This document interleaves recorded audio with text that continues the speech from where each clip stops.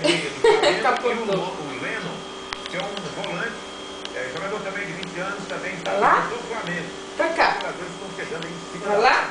para reforçar o Goiás Pra cá. de Campeonato Brasileiro. Oi. E isso dá uma motivação, uma certa motivação para a torcida comparecer hoje no estádio Serra Dourada. Valeu, cara. Um grande abraço. Tá? Bom trabalho, bom clássico para todos vocês. E até a próxima. Enceradeira. Enceradeira. Um abraço, estaremos aqui à disposição. Valeu. E aqui no Twitter, com o Vicky Ribeiro e Corrente, correções são sempre muito bem-vindas. André, a cidade do Brasil que joga é Taguatinga, Tá. cidade satélite de Brasília. Cerejão, Boca do Jacaré. Verdade. Eu acho que era Brasília, mas é Taguatinga, cidade satélite. Agora muda a falta de digamos, do brasileiro. Hoje o Flamengo está brigando com o Goiás, né? Para fugir do rebaixamento. O Goiás tem que ficar com o pé atrás com relação a esses reforços, né? Que o Flamengo está empurrando para ele. Também é um camacho, né? Essa situação dele até deve rapidão formar elenco.